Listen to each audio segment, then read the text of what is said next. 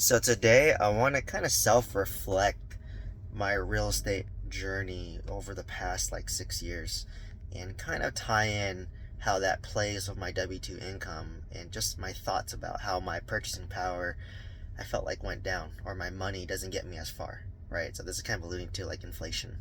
So I started investing in real estate. Um, I started investing in real estate back in 2017.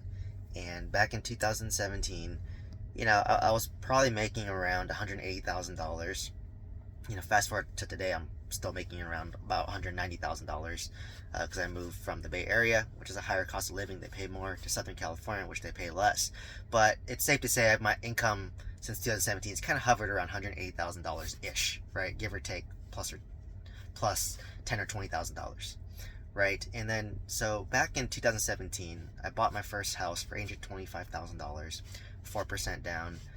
My all-in cost, excluding utilities, is probably going to be around $44,000. So that includes the mortgage, the interest, property tax, insurance, HOA, right? And so my total cost is $4,000 a month, and I'm probably taking home around $9,000 a month ish, right? But fast forward till today, if I wanted to buy my same house, it's going to be $1.3 million. So it's $500,000 more. The interest rate went up from 4% to, let's just be nice and say 7%, right? And if I put 10% down, or that's going to be $130K versus 83K that I put down. And my monthly cost is going to be almost like, probably, I didn't do the math, but I want to say around $10,000 a month, right? So like it went up so much higher because not only is the house $50,000 or $500,000 more, but also interest rate almost doubled, right? And property tax is going up, HOA is going up, right? So to buy that same house today at $1.3 million at these interest rates, it's going to be about $9,000 and $10,000 a month all in, right? And right now I'm paying $4,000 a month all in. So it's insane, right? Like, and I make the same amount of money, right? So that's why I was talking to my girlfriend last night, and I was just like, man, my purchasing power is like so little, and I'm so thankful that I bought real estate early on, and I get why people say never sell your real estate, right? And when interest rates went up, people thought housing would go down, but that wasn't the case, because when interest rates went up, what happened to housing supply? It went down, right? I literally went on Zillow, and I saw like in one city in Southern California, there's only like 11 houses under 1.5 million. There's 11 houses that I can afford, and they haven't gone down in price because of supply and demand, right? Like people still want to buy it. So, it's kind of discouraging. Like my income stays flat, right? Like it stayed at 180K, but everything else got more expensive, right? Houses from 2017 to 2023 went up by like $500,000. Interest rates went from 4% to like 7 to 8%. Property tax goes up because your house value goes up, but my buying power stays the same. So that's like super discouraging, right? Like it makes it more affordable to rent now, right? Like, do I want to commit to $8,000 to $10,000? Let's say I buy $1 million house. My monthly payment, I'll put 20% down. My monthly payment's probably gonna be like $7,000 to $8,000, but my income's the same, right? Like, and it's gonna be a lot more stressful, right? Like I have to pay $8,000 a month for the next 30 years, and I can rent out a room or two if I want to, or I just can rent for like $2,500, and it's super affordable, right? So that's why I mean, like, it's gonna be California specifically is gonna be like a renter's nation, where like literally it's like 3 times more expensive to own a home versus to rent, right? That's not even factoring in that if something breaks down when you own a home, you have to repair it, right? If you rent a home, you just put in a work request and then someone will fix it for you, right? So that's why I mean, like my tenant that's renting my uh, house in Livermore, he's paying $4,000 a month. It cost me $4,000 a month. But if he were to buy that house himself at $1.3 million at these interest rates, at the higher property tax bases, at the higher HOA, he's literally gonna be close to like $10,000 a month, right? So it's actually super affordable for him, which is why he's staying there for so long, because he knows it's cheaper to rent than to own the home.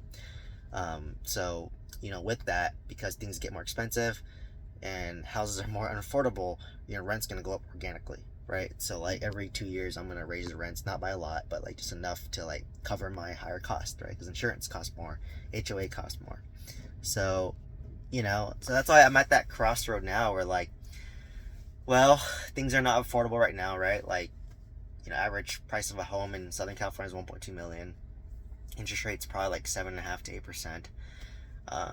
If I wanted to put 20% down, or I need at least 250K down to own that home, and then I'm gonna be committing to like 8 to 9 thousand bucks a month, with me and my girlfriend.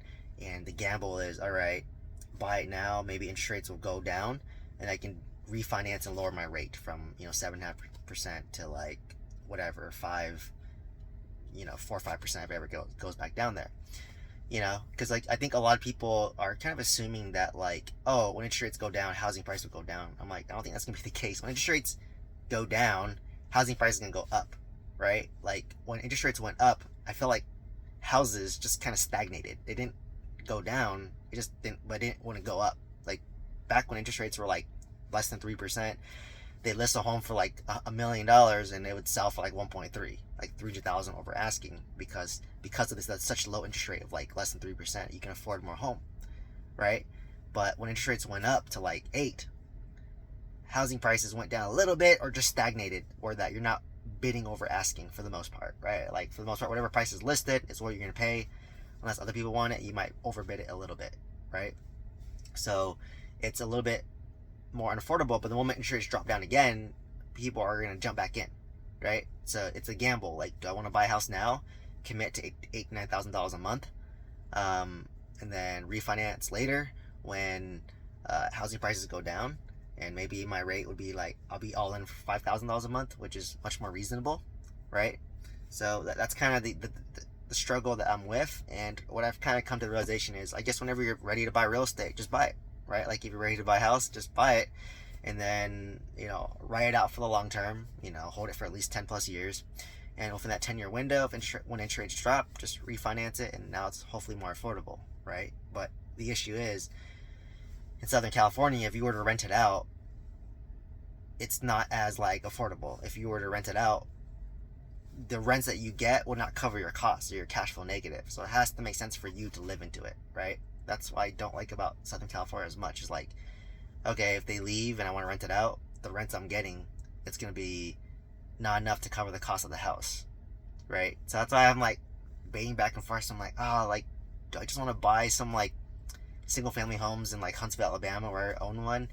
I can buy it for $300,000, put about 70-80K down, and this thing would probably cash flow around 100-200 bucks at these higher interest rates. But when interest rates drop down, I'll refinance it, lower my interest rate, and then I'll be cash flowing maybe 600-700 bucks a month. And over time rents will go up. If I do 3 of those properties, I'll get around, or 3 or 4 of these properties, that's about 2,500 bucks a month, which is enough to cover my rent in Southern California, like Los Angeles area, right? So I can own those homes, collect the rental income, use that to cover my rent. But the downside is like, long term, when you have kids and a family, you want a house, right? Because they go to a school district. So I don't know. I'm interested to hear your guys' thoughts and opinions. Given that if you work a W-2 like me, our purchasing power goes down. Interest rates went up, housing prices haven't gone down, and when interest rates go down, housing prices go up. So fortunately for me, everyone's in the same boat, right? So it's a little bit discouraging, but interested to see your thoughts on how you think the housing market will go, how interest rates will go. Hopefully this helped you, got you thinking a little bit, and helped you make a decision as well. Hope to see you in the next one, and let me know if you have any comments or questions down below, and please subscribe. Thank you so much.